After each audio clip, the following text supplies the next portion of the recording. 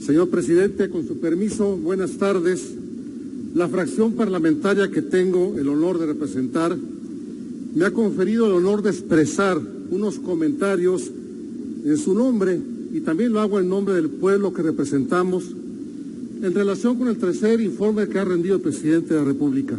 Comentarios que habrán de versar sobre política interior. Y hablando de política, me nace comenzar con una definición. Política es la actividad que busca bienes colectivos a través del diálogo, el consenso y eventualmente a través del ejercicio del poder. Y yo agregaría que la política, para que verdaderamente logre la realización de bienes colectivos, debe estar necesariamente subordinada a la ética universal, a esa serie de principios y valores que, brotando de nuestra propia naturaleza, nos llevan a hacer, como decía Aristóteles, el griego por supuesto, el bueno, un uso correcto de las cosas. En el caso de la política, se trataría de hacer un uso correcto del poder, de usarlo en nombre y en beneficio de su verdadero titular, que es el pueblo, que son los ciudadanos, y recordando siempre todos y cada uno de nosotros, y por supuesto el presidente de la República, siempre que los gobernantes no somos otra cosa que los representantes del pueblo. Nunca hay que olvidar esta postura. Salta a la vista entonces, compañeros y compañeras, que el presidente Peña Nieto y su gobierno han fracasado rotundamente en materia de política interna, haciendo un uso incorrecto del poder que se les ha conferido y por lo tanto alejándose de la consecución de bienes colectivos.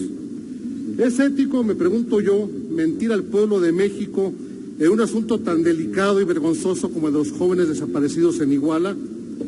¿Es ético, vuelvo a preguntarme y les pregunto, que una oscura sombra de duda quede sobre la adquisición de suntuosos bienes inmuebles por parte de quienes nos gobiernan y reciban una tardía e inexplicable exoneración por ello? No en balde, señoras y señores, el presidente y su gobierno han acumulado en tan poco tiempo tanto desprestigio. Hacía mucho que no veíamos en México un fenómeno político así.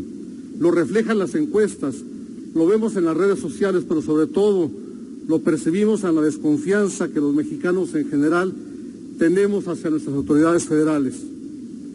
El informe que acabamos de recibir no hace otra cosa que alimentar esa desconfianza por la forma en que contradice la realidad cotidiana. En una de sus páginas, por ejemplo, se lee textualmente: se han tomado medidas ejecutivas para prevenir la corrupción y evitar posibles conflictos de interés.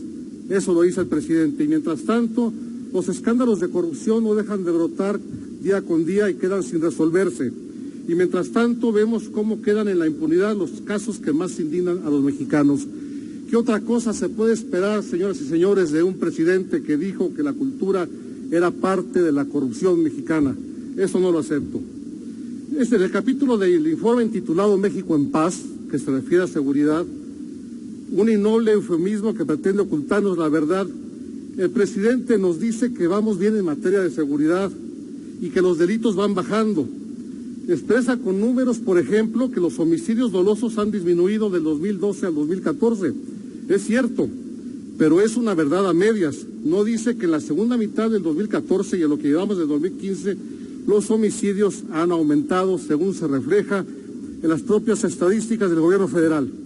El decir las cosas a medias, sabiéndolas completas, es una forma de mentir y por lo tanto es una inmoralidad. Igual de dramática es la situación en cuanto a la defensa de los derechos fundamentales del hombre, una de las razones de ser del Estado.